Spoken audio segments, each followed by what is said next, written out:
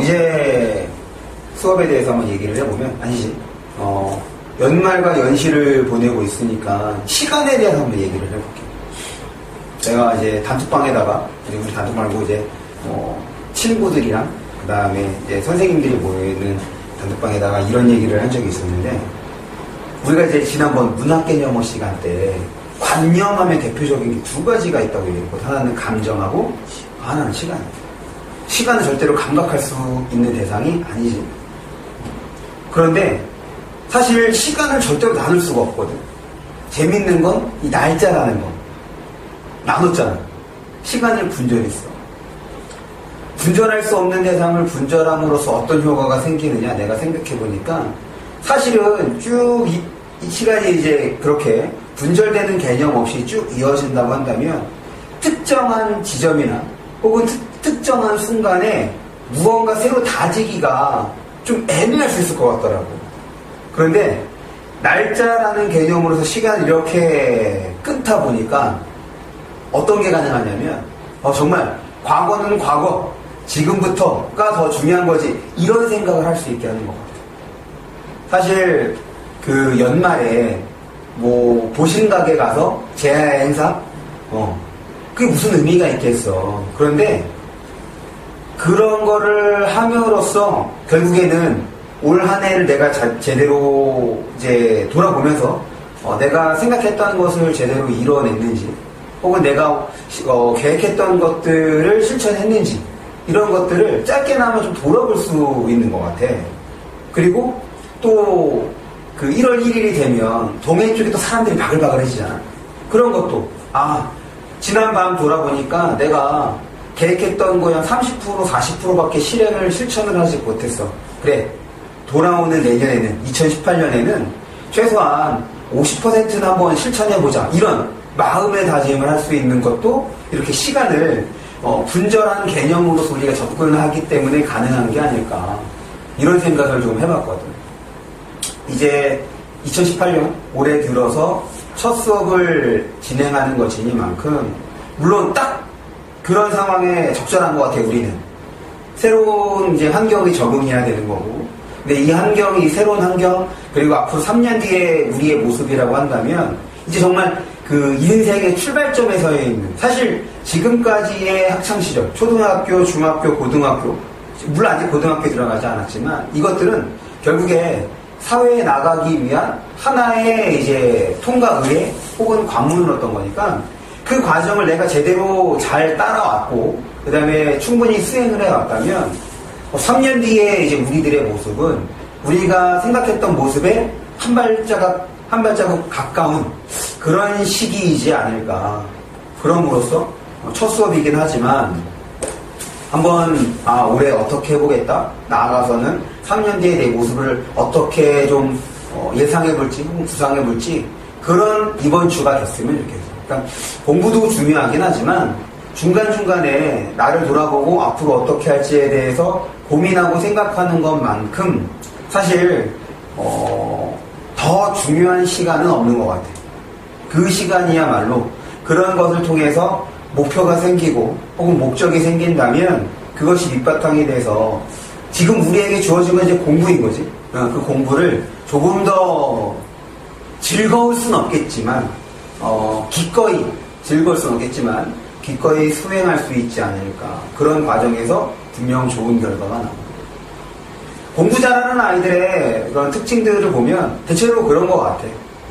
자신의 본분에 맞춰서 최선을 다하려는 거. 내가 고2, 고3 물론 이제 이런 계속 지속적으로 얘기하는 게 뭐냐면 학창시절 단순하게 이제 공부한 학창시절이 아니라 이때 자신의 어떤 상황에 맞춰서 충분히 했던 노력이 결국에는 어른이 됐을 때도 이어지더라고. 무슨 말이냐면 내가 비록 좋은 대학에 못 갔어.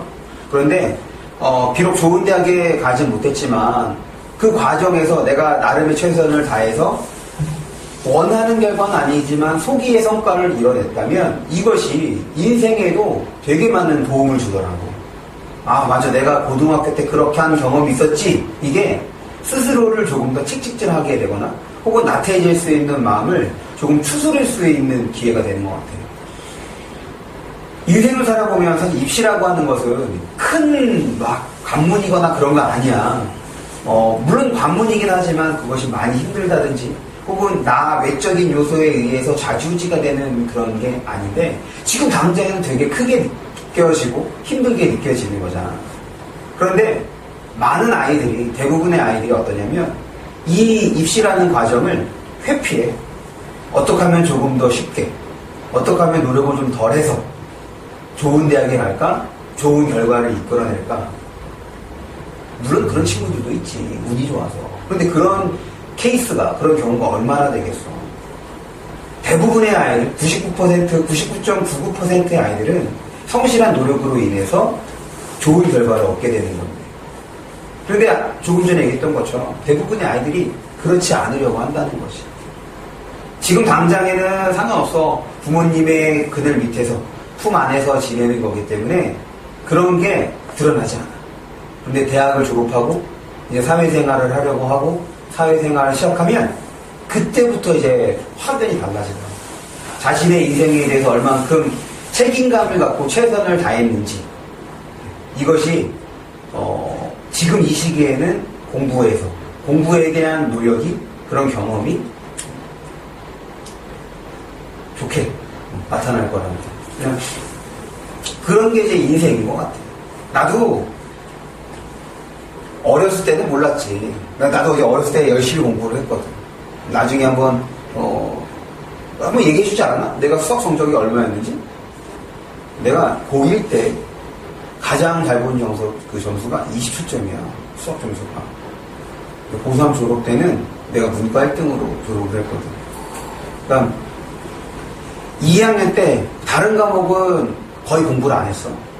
그냥 오로지 수학만. 그때는 야자가 거의 강제였으니까 1과 시간 끝나고 야자 시간 집에 가서 수학, 틈나는데 주말에도 수학. 그렇게 한 1년 정도를 하니까 3학년 첫 번째 시험에서 성적이 확 오르더라. 처음에는 뽀록인 줄 알았지. 한 번도 받아본 점수가 아닌 거지. 그런데 그게 2번, 3번 반복되니까 이게 내 실력이 됐구나라는 그때 자신감이 정말 폭발. 내가 우리 학교에서 떠오르는 샛별이었어. 그러니까 처음에는 수학이 27점인데 다른 과목은 중간 정도 됐고 선생님 뭐 그렇게 관심을 뒀겠어. 근데 이렇게 3학년이 되니까 이상한 거야.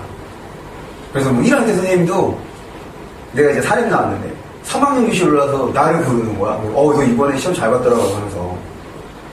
어쨌든. 그러니까 그때 그 경험이 지금의 나를 있게 하는 것 같아.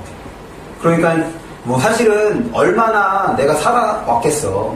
기껏해야 이제 올해까지 하면 이제 39년째가 됐는데 아직도 긍정적인 어떤 에너지와 희망이 있는 건 그때 그 경험. 야, 내가 1년 동안 열심히 해봤더니 좋은 결과를 냈어. 이 경험이 지금도 무언가를 열심히 하게 만들더라고. 봐봐. 실제로 우리 수업이 2명이야. 그렇지? 재훈이랑 여자친구 유진이까지. 근데 너 다른 데 학원 다녀봤어? 중학교 때?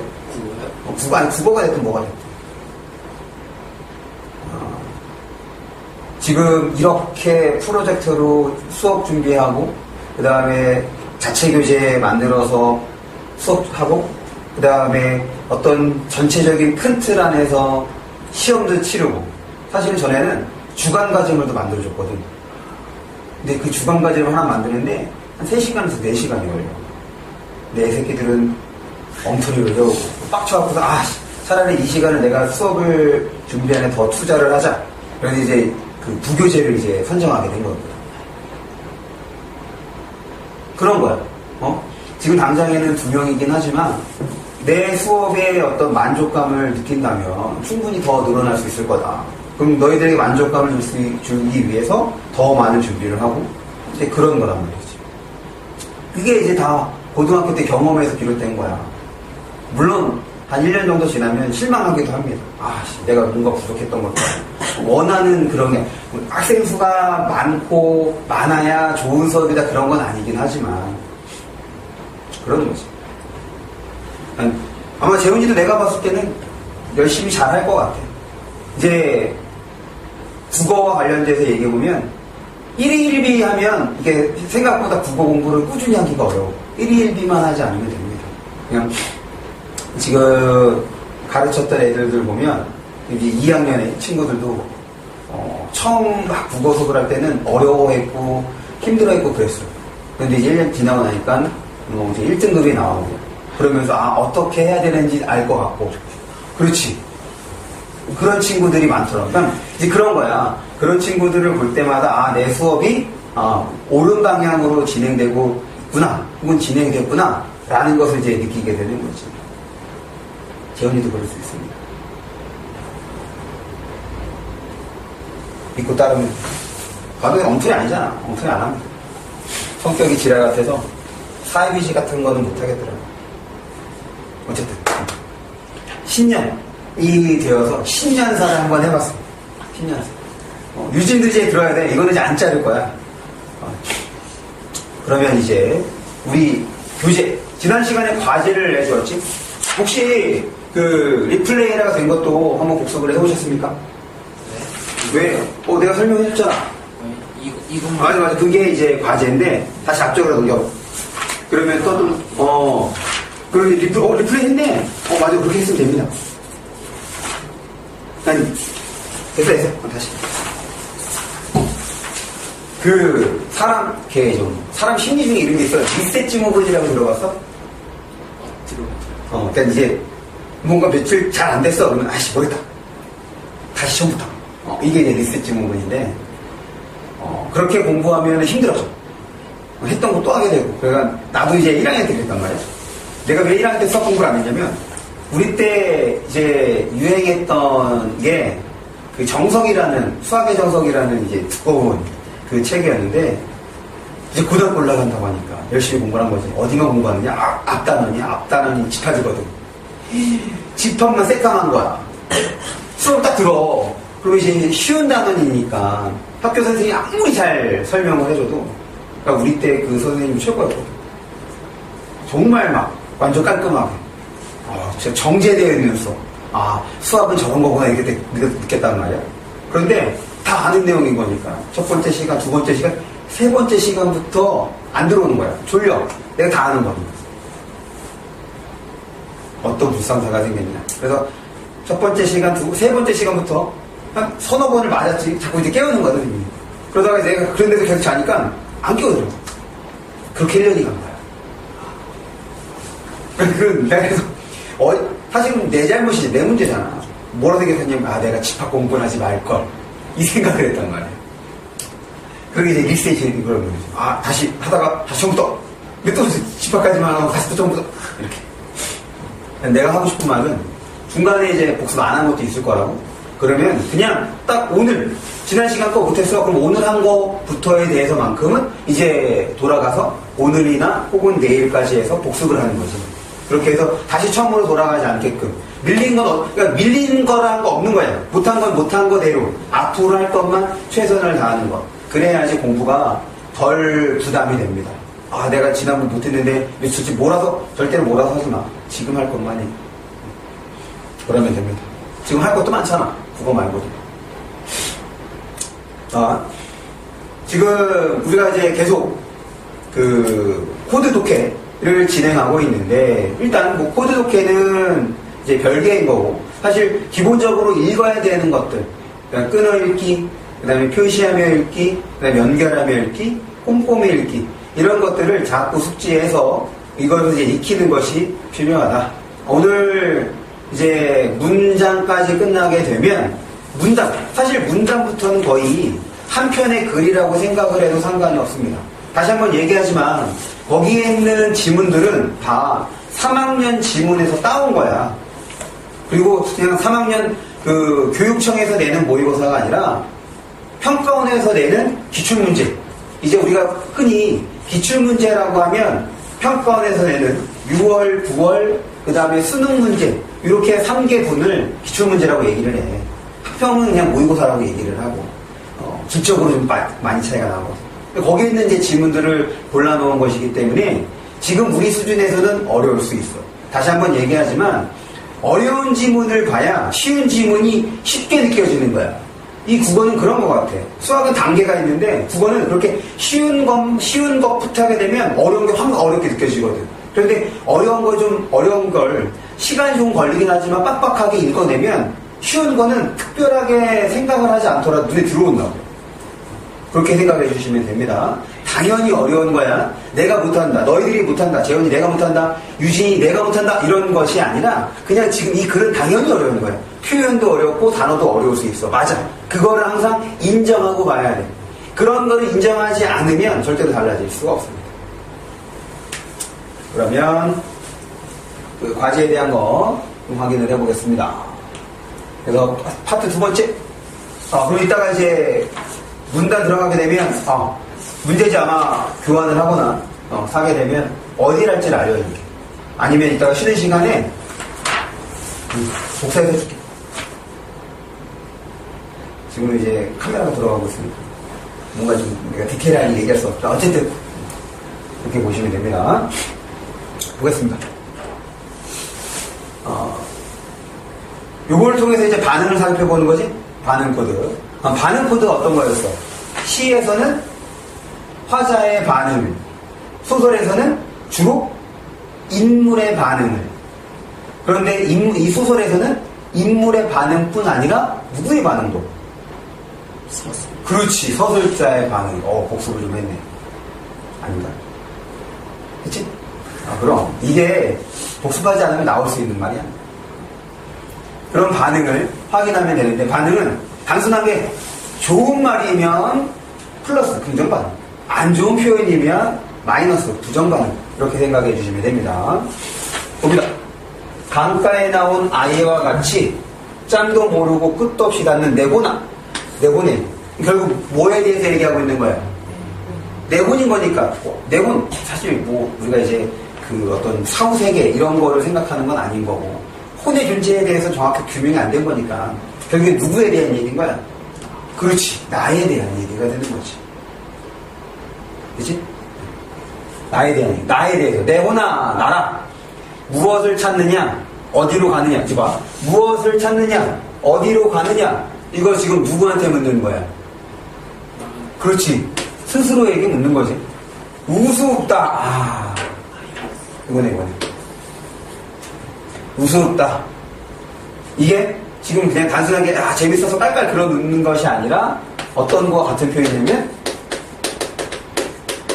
비웃음이 되는 거지. 바로 요 우스웁다라는 표현을 통해서 내 혼에 대해서 어떤 반응을? 부정. 그렇지, 부정의 반응을 확인을 하고 있는 거예요. 문제를 보겠습니다. 화자는 현실 속 자신의 모습을 철없는 아이에 빗대며, 맞지? 뭐뭐와 같이라고 했으니까 빗대며 삶에 대한 만족감은 긍정이야, 부정이야? 그렇지. 여기서는 그 부정의 반응을 보였으니까 요 만족감이 틀렸던 거예요. 그래서 얘는 틀림으로 처리를 해주시면 됩니다. 넘어갑니다. 그 다음 문제.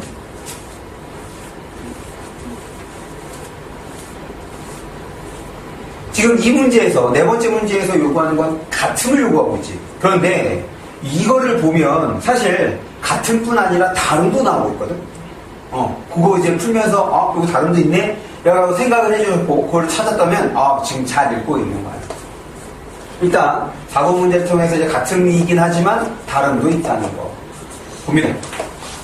그레이트 솔트레이크 사막은 은근히 붙였으니까 이제 네모를 치고 이 사막에 대한 설명이 이어지겠네 라고 생각을 하면서 이어보면, 시에라 네바다 산맥이 해양에서 유입되는 수분한 공기의 수분 이동을 차단하여 형성해. 결국 지금 수분 이동을 차단돼서 형성이 된 거구나. 뭐가 차단한 거야? 그렇지, 산맥이 차단. 한편 하면 어떡하라 그랬어? 세모 치면서 지금 우리가 표시할 때 세모를 쳤던 것은 어디에서? 접소부에서 세모를 쳤는데, 이 중에서 여러 가지 접소가 있지만 주로 치는 것이 역접을 드러내는 거. 그러니까 반대되는 내용이 이어지는 경우와, 두 번째는 전환을 하는 경우. 바로 얘가 전환하는 거지. 전환의 대표적인 게 두 가지거든. 그런데 한편. 이런 건 이제 전환할 때 쓰는 거니까. 그러면 왜 전환할 때 해모를 치라고 얘기를 했냐면, 설명할 대상이, 언급할 대상이 달라지는 것이기 때문에, 물론 여기에서는 한번 앞에 거에 대해서 생각하지 않더라도 충분하지만, 이것이 글 안에서 중간에 튀어나온다면 어떡하라고 했냐면, 한편 앞까지 나오는 내용 어떻게 해야 돼? 한번 정리하는 거야. 그래야지 정보가 헷갈리지 않습니다. 이걸 보면 앞에 그레이트 솔트레이크 사막에 뭐에 대해서 어떻게 만들어지는지 설명했지? 이렇게 한번 떠올려주고 그러고 난 다음에 이제 읽는 거라고. 그게 중요한 거. 다시 표시하면서 읽는 것에 가장 중요한 포인트는 뭐였다? 생각하는 거야. 생각하면서 읽는 거. 계속 봅니다. 타클라마칸 사막은 타클라마칸 이번에는 타클라마칸 사막이야. 지금 결국에는 사막 두 개가 나왔으니까 설명 대상이 여럿이 된 거지. 둘 이상이 된 거야. 그럼 설명 대상이 여럿이 될 때 항상 머릿속에 무엇과 무엇? 그렇지. 공통점과 차이점. 설명 대상이 달라졌기 때문에 부각이 되는 건 당연히 뭐겠어? 그렇지. 차이점은 그냥 별 신경 쓰지 않더라도 눈에 보일 거란 말이야. 그래서 조금 더 신경을 써야 하는 부분이 뭐였지? 공통점을 신경을 써야지. 공통점은 직접적으로 언급이 되지 않는 이상은 이건 신경을 써야지 보이는 거거든. 왜냐면 차이점 그냥 보여. 그냥 달라진 대상이기 때문에. 계속 봅니다. 히말라야 산맥에 의해 해양과 차단되었을 뿐만 아니라 그럼 여기까지 뭐가 되는 거야? 산맥에 의해 해양과 차단. 얘는 어떤 거 같은 거야? 그렇지. 얘랑 같은 코드가 되는 거지. 이거 이제 뭐라고? 공통점이 되는 거야. 계속 봅니다. 대륙의 한가운데에 위치하고 있다는 조건 때문에, 대륙의 한가운데에 위치하고 있다는 조건 때문에 형성되었다. 그럼 이제 얘가 뭐가 되는 거니? 그렇지. 얘가 다름인 거지. 얘가 바로 차이점이 되는 거야. 문제를 보겠습니다. 그레이트 솔트레이크 사막과 타클라마칸 사막은 모두 산맥의 영향을 받아. 맞아, 틀려? 그렇지. 맞아. 다시 설명 대상일 때는 공통점과 차이점이 이제 핵심의 내용인 거고 그것이 선택지로 구성되는 경우가 많다는 거.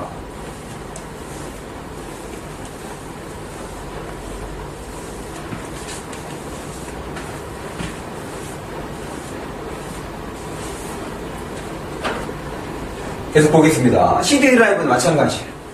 CD 드라이브에 대해서 설명하려는 거구나. 디스크 표면에 조사된 레이저 광선이 반사되거나 이제 이런 거야.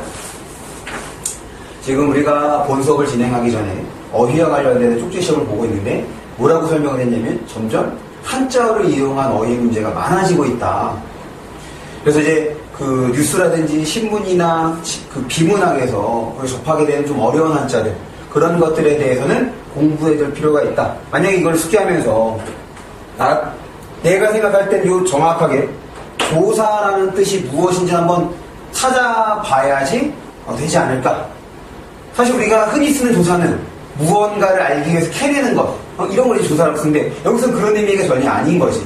정확하게 뜻이 무엇인지에 대해서 확인해 볼 필요가 있다. 그러니까 영어처럼 단어장을 만들어서 막 달달달 외울 필요는 없지만 내가 읽다가 여기 정확하게 의미가 안 왔네? 일단 이렇게 되는 거야. 문제를 풀긴 풀어. 왜냐, 모든 단어는 다 알 수가 없을 테니까. 그렇게 해서 이제 문제를 풀다가 다시 한번 볼 때, 지금, 이 단어는 내가 정확하게 뜻을 모르니까 한번 찾아봐야지 한번 표시해 줍니다. 그러고 난 다음에, 이제 다 스마트폰 이용하고 있잖아. 그래서 스마트폰에, 내가 이제 그 가장 많이 쓰고 있는 게 네이버 국어사전이거든. 네이버 국어사전을 쓰는 이유가, 걔네들이 그 국립국어원에서의 표준국어대사전 그거를 이제 서비스 해준단 말이야. 그러니까 그게 이제 우리나라의 일종의 뭐 정통 사전이라고 생각을 하시면 됩니다.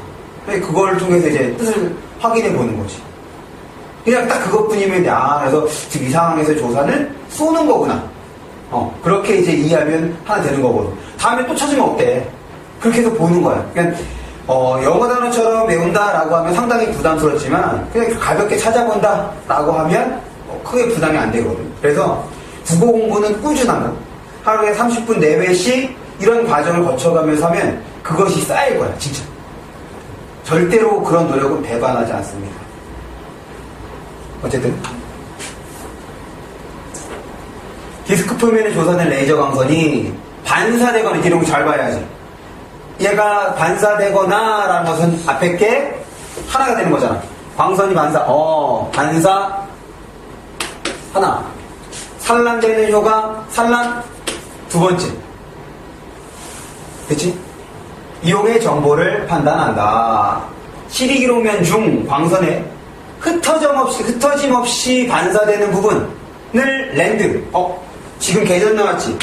개념 나왔으니까 네모를 쳐주고 이 랜드에 대한 설명이 흩어짐 없이 반사되는 부분. 그러면 얘는 앞에서 얘기했던 1번에 대한 거네.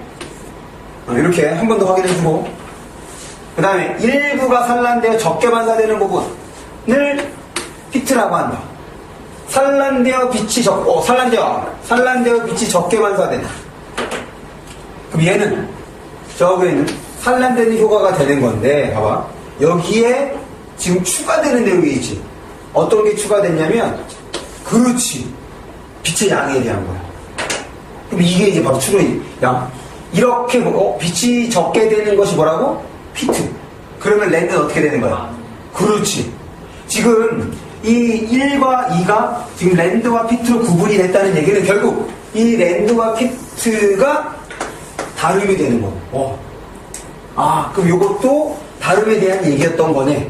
그래서 지금 피트에 빛이 적게, 그러면 랜드는 빛이 많다는 얘기는 그대로 흩어짐 없이 반사가 되는 건 이제 많은 거구나. 이렇게 정리를 해주는 거죠. 봅니다. 문제. 반사된 광선의 양을 측정했을 때 양이 많으면 뭐였어? 랜드. 여기 틀렸네. 그래서 얘는 틀림으로 처리를 해주시면 됩니다. 넘어갑니다. 그 다음.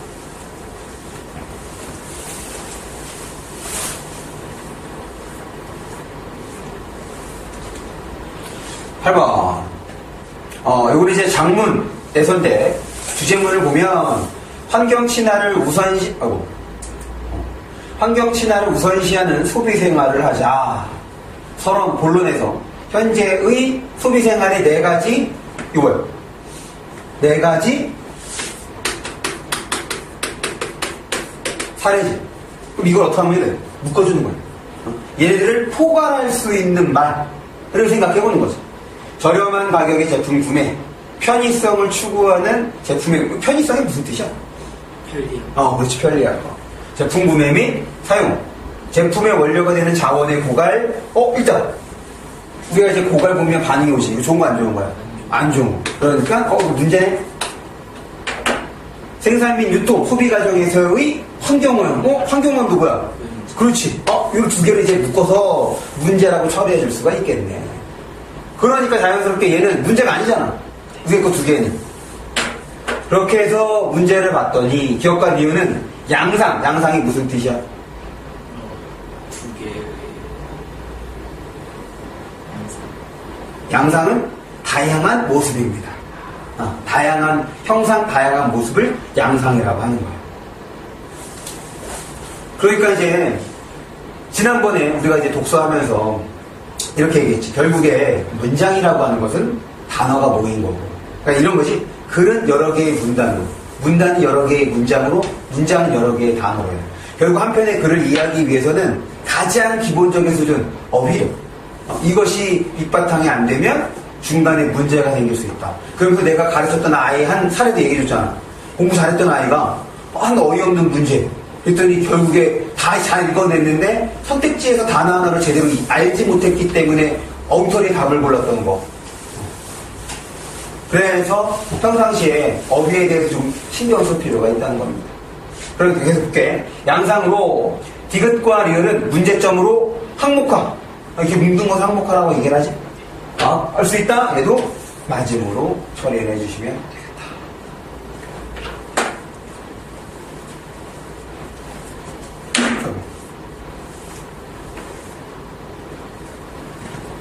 그럼 이제 이어서 문단 코드를 보겠습니다. 넘깁시다.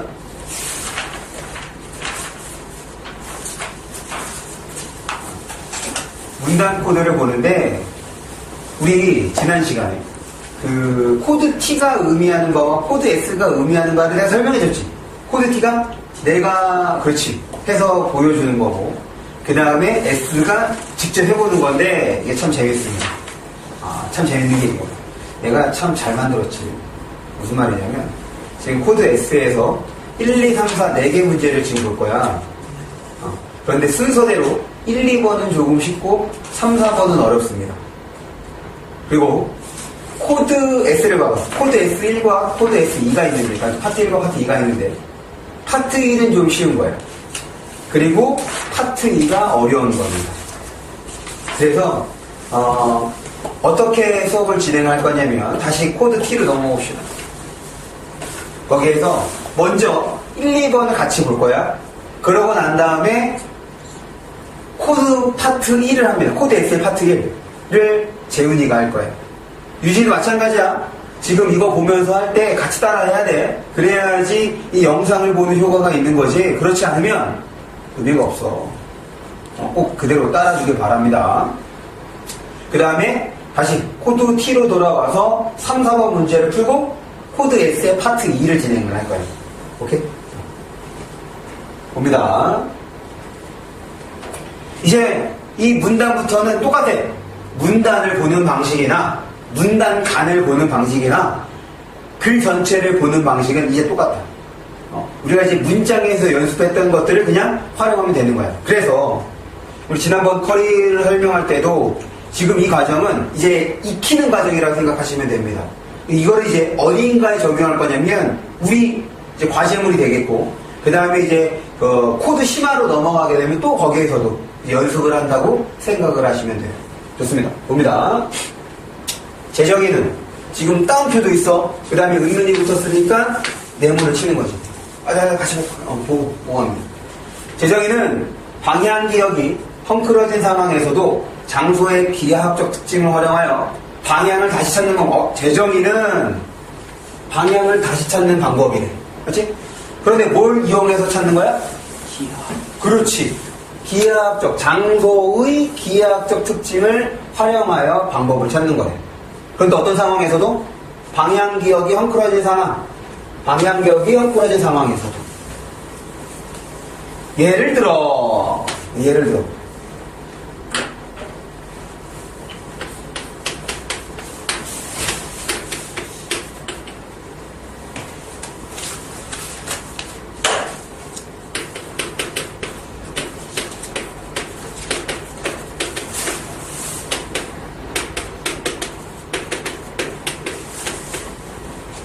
이 예를 들어는 구체적 사례를 제시해 준 거지. 그러면 우리가 여태까지 활용했던 코드 중에서 어디에 해당하는 것 같아? 상하?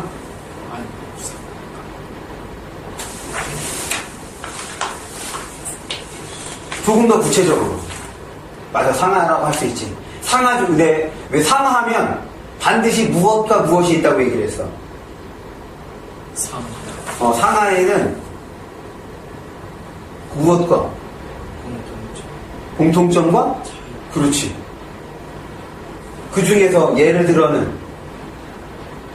공통점이겠어, 차이점이겠어? 그렇지. 얘는 같은 코드야.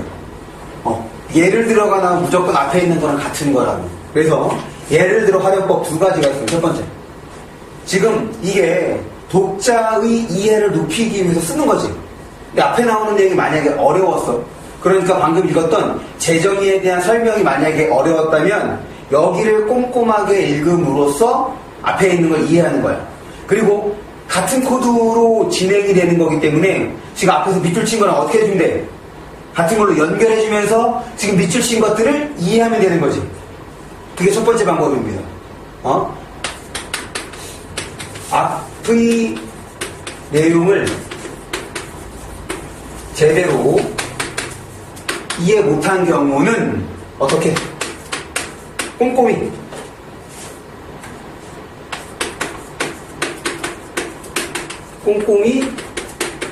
연결하며 앞의 내용을 이해하는 거예요.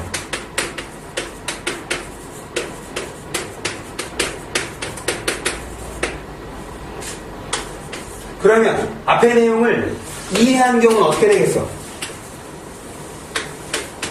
부가 설명. 빠르게 읽게. 앞에 거 이해했는데 그냥 확인만 하는 거지. 빠르게 읽는다는 얘기는 확인하는 겁니다. 아, 이거구나 라고 확인을 해주면 돼. 예를 들어라고 해서 다 그냥 대충 봐야 되는 건 아니거든. 지금 앞에 나오는 내용을 어떻게 처리해 줬는지에 따라서 접근을 다르게 해주면 됩니다. 봅니다. 그럼 지금 1번의 경우에 해당해서 한번 연결해 볼게. 직사각형 방에 갇힌 배고픈 흰쥐에게 특정 장소에만 먹이를 두고 찾게 하면 뭐 특별한 거 없지? 일종의 조건인 거니까. 긴 벽이 오른쪽에 있었는지와 같은 공간적 정보. 지금 이 공간적 정보가 앞에 있는 어떤 거? 기하. 그렇지. 얘와 같은 게 되는 거지. 사실 요 기하학적 특징, 기하학이 정확한 개념을 알지 못한다면 이게 상당히 추상적이게 되거든. 구체적일수록 머릿속에 잘 남는단 말이야.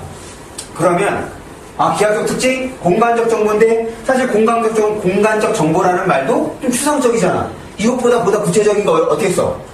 이런 거지. 그렇지. 이런 게 뭐가 되는 거야? 그렇지. 이것도 기하학적 정보가 되는 거지. 그러면은 여기에 대한 이해가 확 와닿지. 계속 봅니다.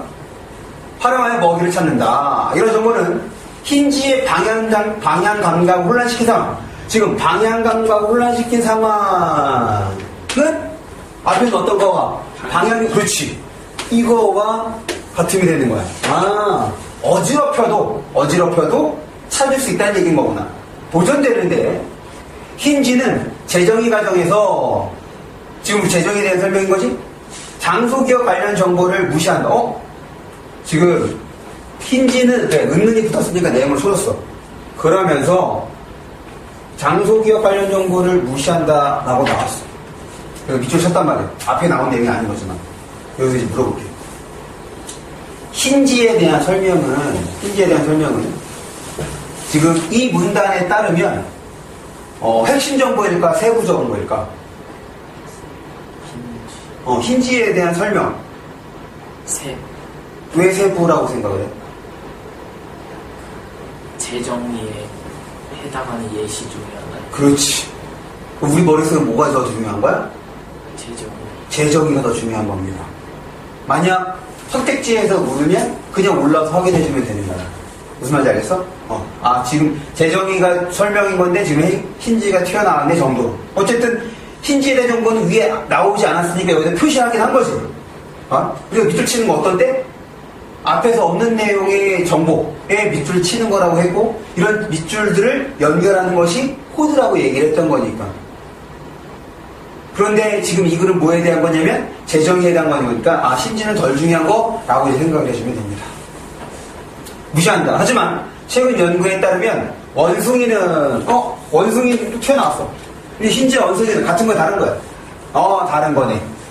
그런데 지금 어디서 나왔어? 재정의에 대한 거니까 항상 서로 다른 대상이 나왔어. 그러면 우리 머릿속에서는 이 둘의 무엇과 무엇? 그렇지. 공통점과 차이점을 잡아야겠구나 라고 생각을 하는데 다시 주의해야 할 것. 이 문단에서는 세부정보, 핵심정보 원숭이와 쥐에 대한 거는 그렇지. 이렇게 좀 처리를 해줘야 됩니다. 다시 결국에 문단을 읽는 방식이나 글을 읽는 방식이나 똑같단 말이야. 맞아. 지금 이건 내용이 많지 않기 때문에 우리 머릿속에 기억에 남을 거라고. 그런데 글이 길어져. 다 기억할 수가 없다고.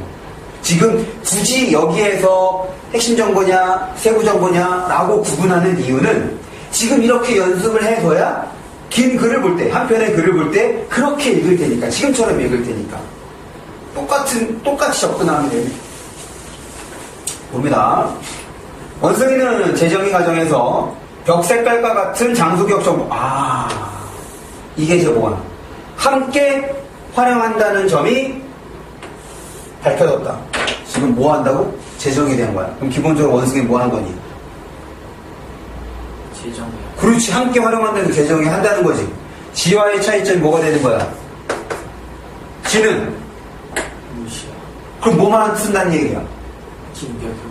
그럼 그 뭐? 재정의만 활용한다는 얘기인 거지. 흰쥐는 재정의만, 원숭이는 재정의와 뭐 장소 기억 정보가 되는 거지. 됐어? 문제를 봅니다. 이런 거야. 지금 이제 여기에 해당하는 다시 이렇게 문제로 빼내온 것도 내가 이제 조금 바꾼 거야. 다 어디에 있는 거냐면 이 지문이 들어있는 문제에 있는 선택지입니다. 무슨 말이냐면 우리가 이제 핵심 정보 중심으로 글을 읽어나가. 그런데 그 일치역으로 묻는 문제 혹은 추론하는 문제는 핵심적인 정보로만 문제를 내지 않거든. 5가지 선택지 중에서 한두 개는 세부 정보를 이용할 수도 있는 거잖아. 없는 내용도 아닌 거고. 그러면 예를 들어서 지금 엄지손가락부터 1, 2, 3, 4, 5번이라고 합시다. 1번은 세부 정보야. 뭐 어떻게 하면 돼? 다시 지문으로 돌아갈 거야?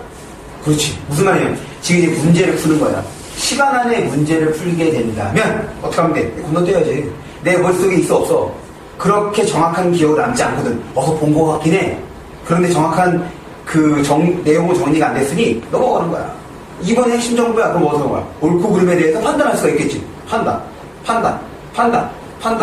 이렇게 하는 거야. 지금 얘 하나만 세부 정보고. 그럴 때 지금 틀린 걸 고르래. 근데 봤더니 지금 얘가 다 맞았어. 그럼 뭐야 답은? 그렇지. 확인했어 안 했어? 지문 들어갔어 안 들어갔어? 이게 바로 뭐가 되는 거야? 시간을 버는 거야.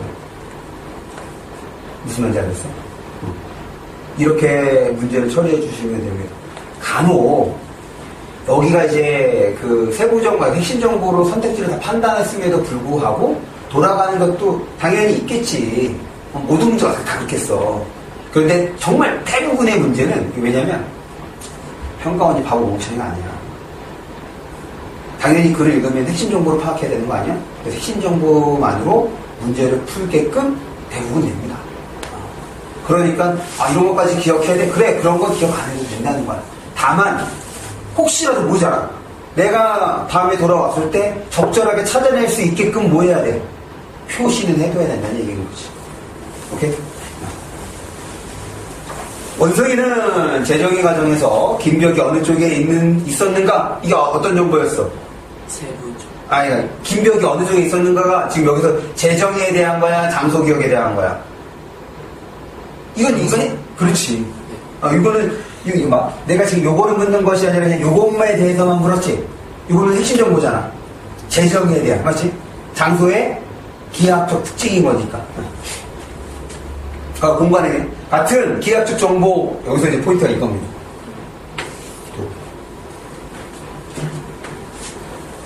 이거 아직 안 적었지? 적었어? 아니요. 아직 안 적었어?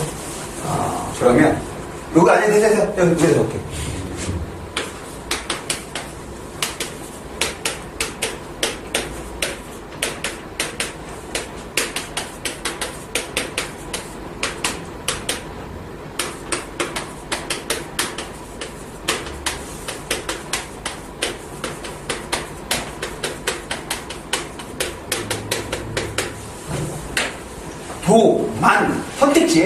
도만 항상 선택지뿐 아니라 지문에서도 도만 항상 이런 게 들어가면 주의 깊게 봐야 돼.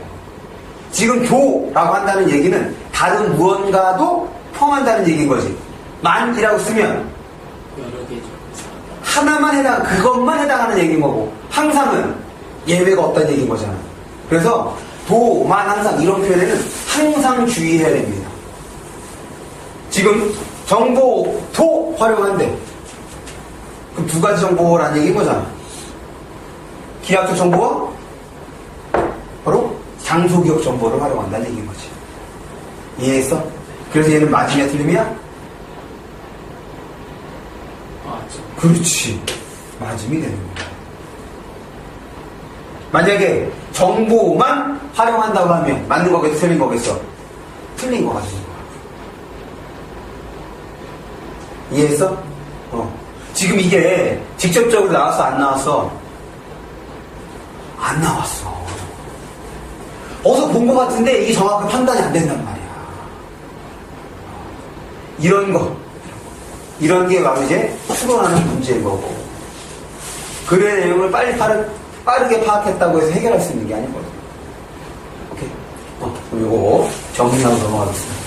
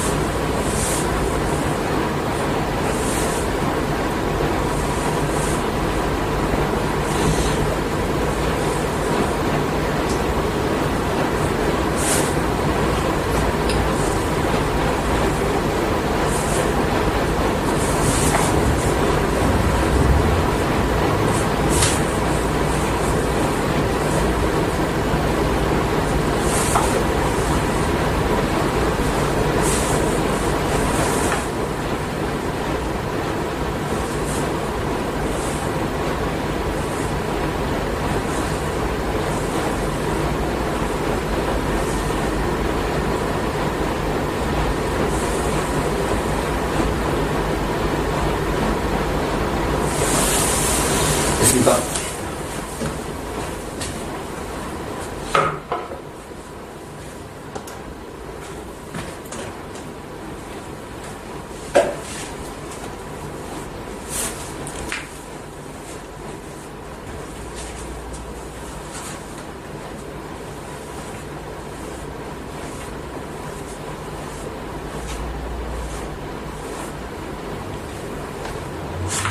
두 번째 문제. 두 번째 문제까지 같이 보고 코드 S로 넘어가서 파트 2를 저희가 이제 한번 풀어볼 거야. 봅니다. 우선 공룡 발자국의 형태로부터 공룡의 종류를 알아야 한다. 이런 게 이제 포인트거든. 무슨 포인트냐? 종류라고 했으니까 여기서 어떻게 되겠어? 종류가 하나면 얘기하지 않잖아. 최소한 몇 개인 거야? 그렇지. 설명 대상이 여러 개가 되겠네? 라고 이제 예상을 하는 거야. 그럼 설명 대상이 여러 개인 거니까 여기에서 이제 중요한 것은 이제 무엇과 무엇? 설명 대상이 여럿인 거니까 각 대상들의 그렇지 공통점과 차이점을 잡아야 되는 거구나 이런 생각을 하면서 보는 거예요. 봅니다. 남해안 일대에서 일단 뭐로부터? 공룡 발자국으로부터 공룡의 종류를 알아낸대. 남해안 일대에서 발견된 공룡 발자국은 초식 공룡인 용광류와 조광류, 용광류와 조광류, 육식 공룡인 수광류의 것으로 대별된다. 딱 봐. 지금 여기서부터 이제 어떻게 돼야 돼? 여기서 딱 끊고선 지금 그냥 쭉 이어가면 안 돼. 이제 어떻게 나눠줘야 되겠다. 지금 머릿속에서는 이렇게 구조도가 그려져야 됩니다. 공룡에는 초식과 육식이 있는 거고, 초식에는 용광류와 조광류, 그 다음에 육식에는 수광류. 그러면 얘네들의 특징이 구분이 돼야겠네. 지금 딱 이렇게 두 번째 문장까지 읽고 얘네들 나눠야겠구나 이런 생각이 머릿속에 있어야 되는 거예요. 계속 봅니다. 용광, 요건 이제 상하관계가 되겠지? 초식 공룡 밑에 용광류와 조광류, 육식 공룡 밑에 수광류가 됐으니까 각각은 이제 상하관계가 되겠고. 그럼 이제 먼저 뭐부터? 용광류의 발자국은 용광류의 특징인 거네. 용광류의 발자국은 타원형이나 원형에 가까우며, 발자국은 타원형이나 원형. 앞발이 뒷발보다 작고, 그 다음에 대소관계는, 그래서,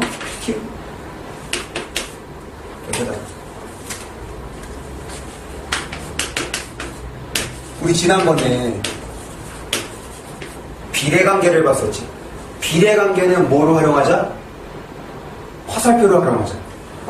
그렇게 해서 머릿속에 더 잘 인식될 수 있게끔. 그러면 대소관계를 나타낼 때는 대소관계는 떡새, 부두모.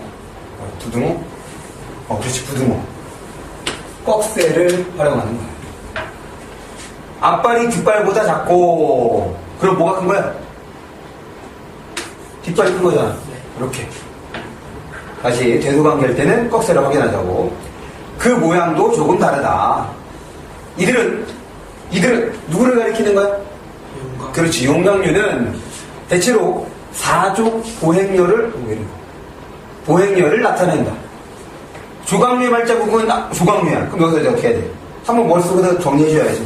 지금 여기다가 이제 머릿속에 얘 타원형 원형, 그 다음에 뒷발이 크다, 그리고 사족 보행렬 이런 식으로 정리가 돼야 돼. 정리가 됐어? 그럼 이제 넘어가야지. 왜냐면 이런 정리를 안 해주면 자꾸 어떻게 되겠어? 그렇지, 나중에 헷갈리거든. 그러니까 지금 얘가 과학 지문이거든. 과학과 기술이 어려울 수밖에 없는 게 지금 다양한 정보들, 많은 정보들이 튀어나온단 말이야. 그러니까 자꾸 정리를 해주는 거야. 그러니까 봅니다.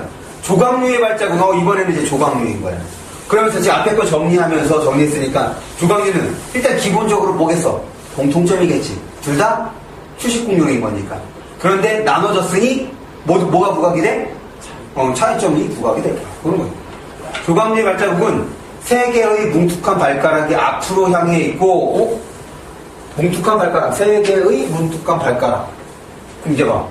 그럼 얘와는 같으면 다름이야. 그렇지. 다름이 되는 거지.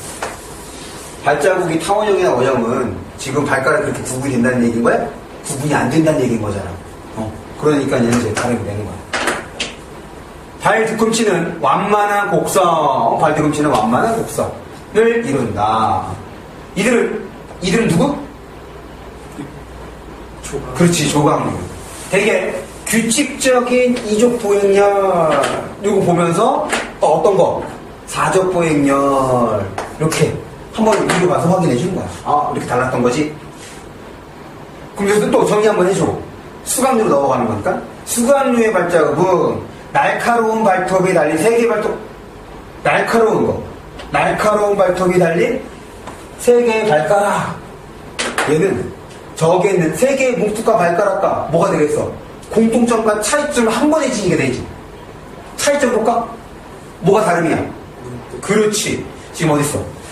요 날카롭다와 뭉툭하니 차이점이 되는 거고. 그 다음에 세 개는 공통점이 되는 거고. 계속 보겠습니다. 좁고 뾰족한 발뒤꿈치. 얘는 얘와 다르게 되는 거야. 이족 보행렬. 이족 보행렬은 얘와 같습니다. 그 다음에 발자국의 길이가 발자국의 폭보다 더 길다는 길이가 폭보다 길다는 점은 조각류와 다르대. 그러면 이거 조각류에 대해서 한번 생각해 줘야 돼. 그러면 조각류는 어떤 거야? 발자국 폭이. 그렇지. 발자국 폭이 길이보다 길거나 같은 거. 그래서 길거나 같은 거. 그럼 어떻게 표현이 되겠어? 길이가 길지 않다 정도가 되겠지.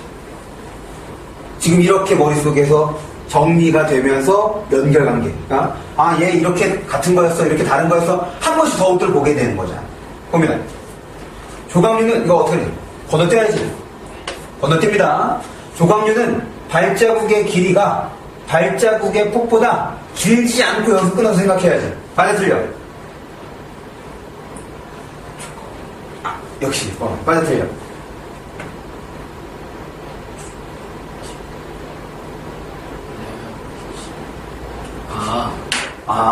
그 아입니다. 여기서 어떻게 내가 한번 생각한다는 거잖아. 직접적으로 그냥 얘가 길다! 라고 했으면은 굳이 생각 안 해도 되는 거야. 맞지? 그런데 마지막에 뭐와 비교했어? 대조했어? 조각류와 다르다고 했으니 지금 이 뭐에 대한 설명이 있어? 이 부분은? 수각. 그렇지. 수각류에 대한 설명이었던 거지. 그런데 조각류와 다르다고 해서 여기서 뭘 하자고 했어? 조각류에 대해서 한번 생각을 해야 되는 거야. 조각류 어떻다? 길지 않다. 이렇게 한번 생각해주고 넘어갔던 거잖아. 그랬더니 지금 문제 이렇게. 조각류는 발자국의 길이가 발자국의 폭보다 길지 않고, 지금 여기는 건너뛴 거지? 이 부분만 이제 맞는 거 아니야. 않고, 계속 조각류야. 발뒤꿈치가 날카로우며, 그렇지. 여기서 들렸네. 날카로운 건 뭐였어? 수각. 그렇지. 선택지를 어떻게 봐야 되는지 알겠어? 계속 나머지 내용도 확인해볼게. 용광류와 달리, 이것도 건너뛰겠네. 조각류는 이족 보행렬을 보이는 초식 공룡이다. 맞아, 틀려? 맞아. 그렇지, 여기는 맞네. 그래서 그럼 여기 이제 가로에 있는 것도 이제 판단해 봅니다. 수각류와 다른 거 맞지? 여기도 맞네. 용광류와 달리, 맞아, 틀려? 그렇지. 달리 보이는 초식 공룡입니다. 그렇지? 그래서 얘는 그렇지, 발뒤꿈치 때문에 틀려. 정리합니다.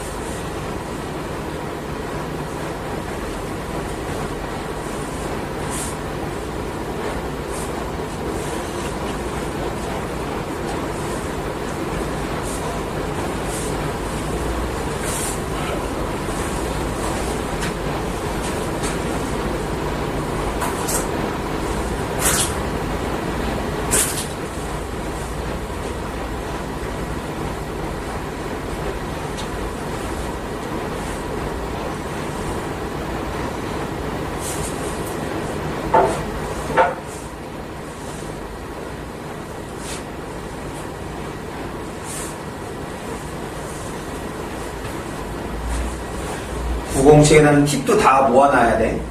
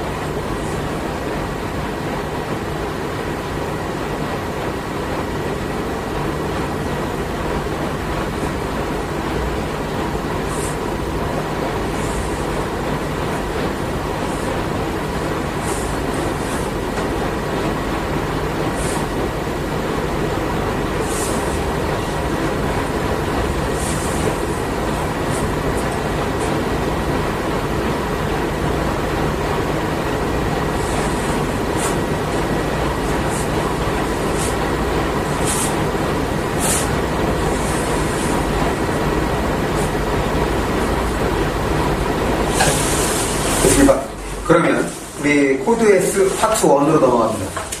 코드 S 파트 1의 1, 2번.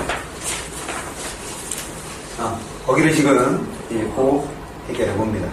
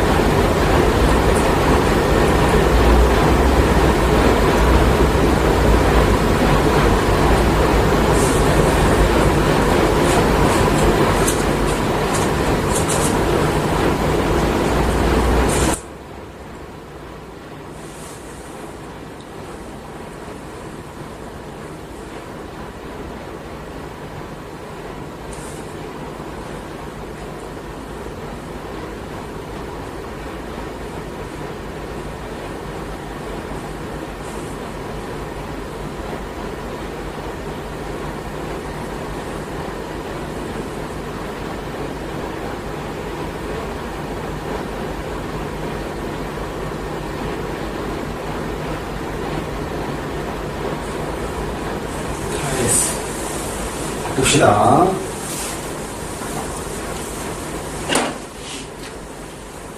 현행법상 불법행위에 대한 금전적 제재 수단에는 불법행위에 대한 금전적 제재 수단이네.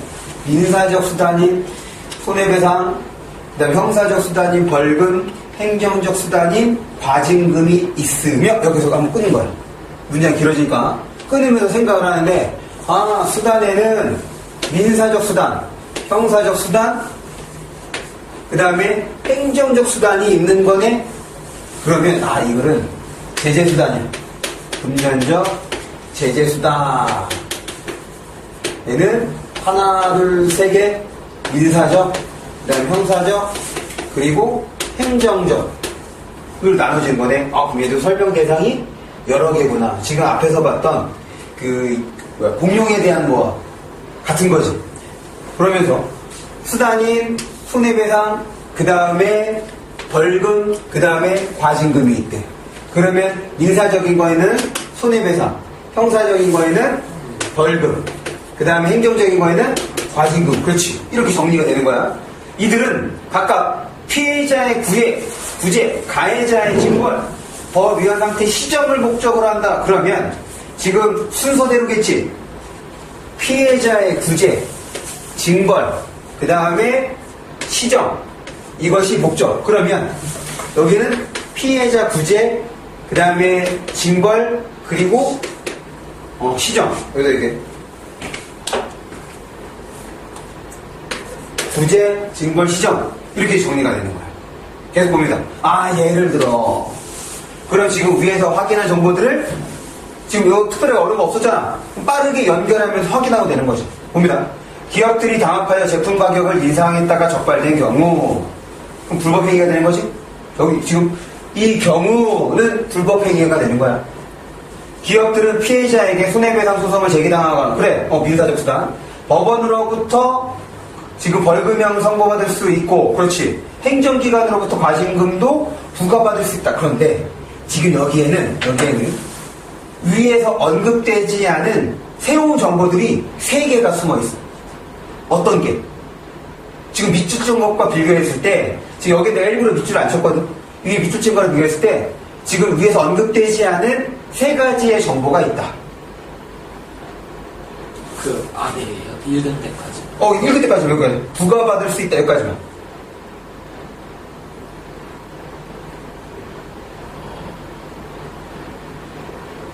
피해자에게 지금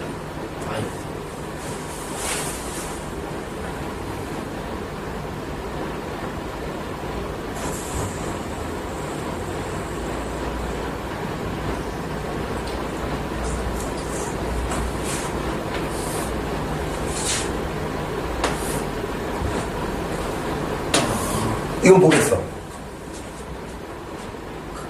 소송을. 그렇지.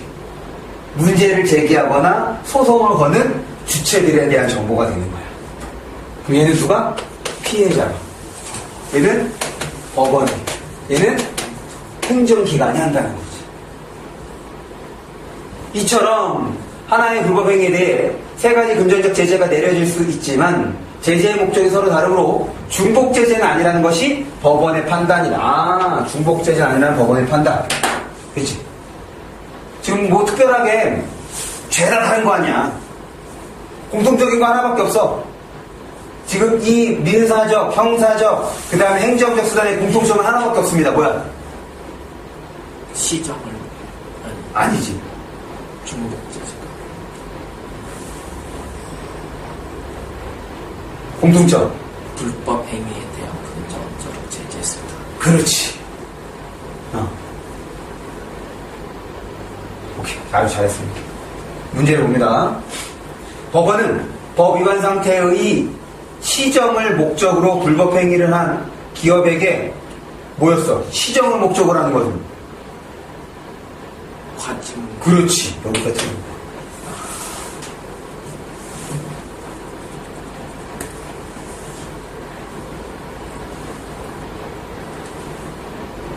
또 여기도 하나 또 틀렸어.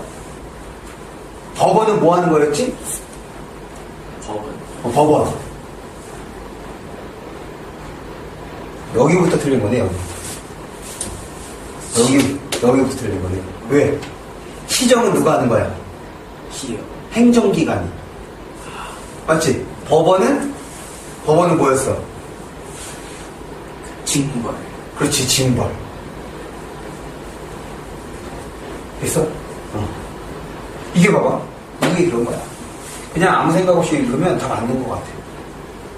지금 이 정보를 딱 이렇게 문장이 아니라 포인트에 해당하는 걸로만 이제 하는 것들은 이 단어들이 여기에 맞는 정보 결합할 수 있는 순서대로 같은 것끼리 이제 묶여야 되는 거거든. 그래야지 옳은 선택지가 되는 거야. 나머지들 읽어볼게. 일단 틀린 겁니다. 행정기관은 뭐였어? 시정이지, 시정. 시정을 목적으로 피해자의 구제를, 여기 틀린 거네, 여기. 시정을 목적으로 기업에게 과징금을 맞는 거네. 이 두 가지 금전적 제재에 대해 법원은 중복 제재가 아니라고 판단한다. 오케이? 이렇게 정리하면 되겠습니다. 넘어가도 돼? 네. 두 번째 문제.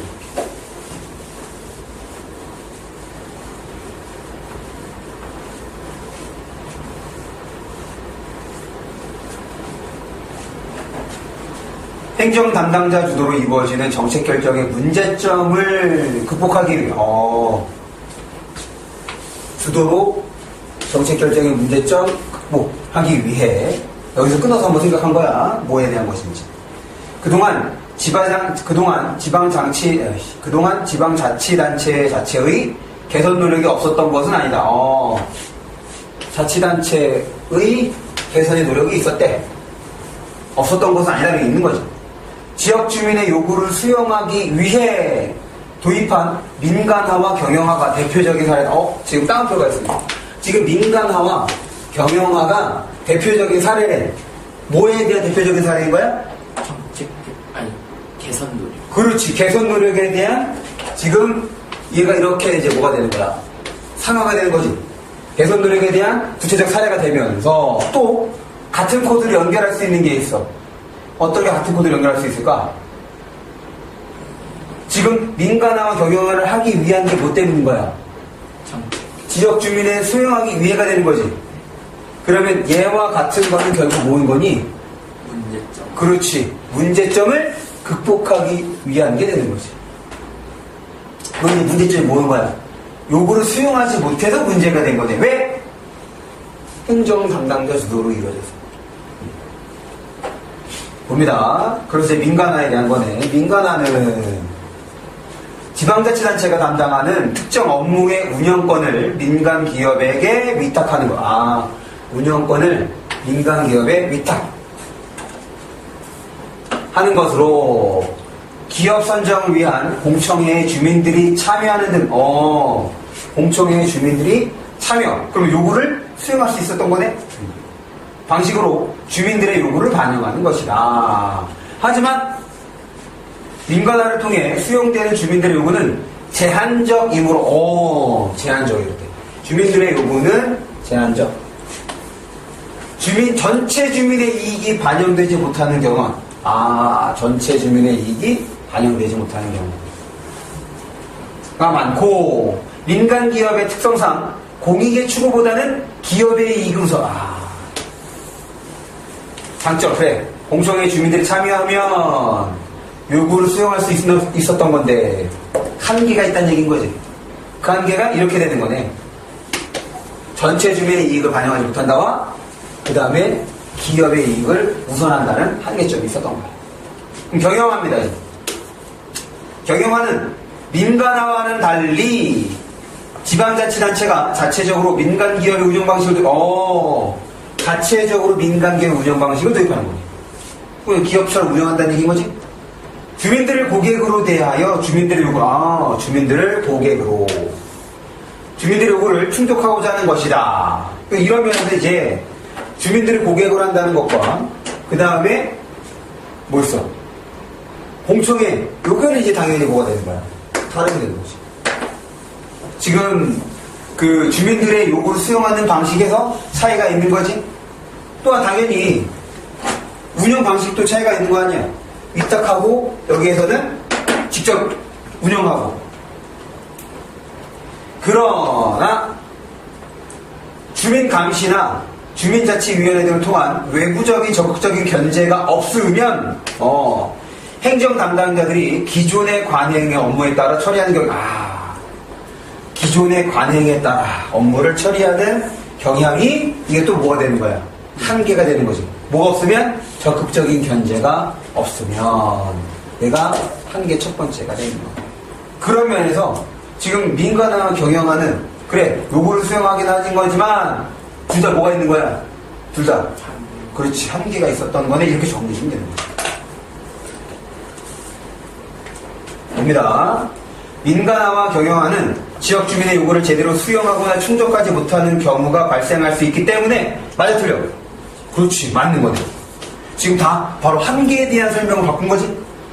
지방자치단체의 정책 결정의 문제점을 극복하기 위한 당연하지 한계가 있으니까 완벽한 대책으로 보기 어렵다. 맞아 틀려? 맞아.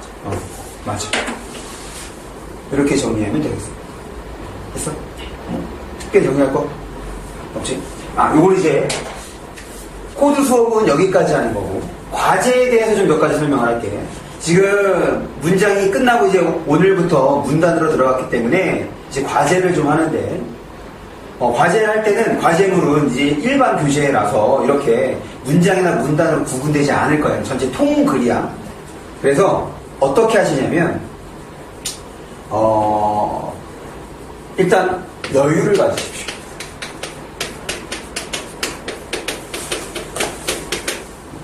글을 읽으면서 여유를 갖는데 온풍기가 어쩔 수 없어. 근데 그래서 뒤에다가 물을 좀 뿌려놨는데 뭐 어쨌거나 임시방편일 거고 이 여유를 갖는 건 첫 번째 지문과 그 다음에 문제를 훑어보는 겁니다. 이건 나중에 한번 설명을 해줄게. 그 다음 두 번째로 이제 여유를 갖는 건 문단별 그 다음에 글 전체에 대해서 정리하는 거예요.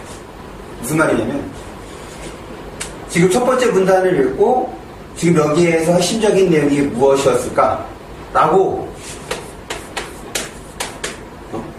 문단 끝에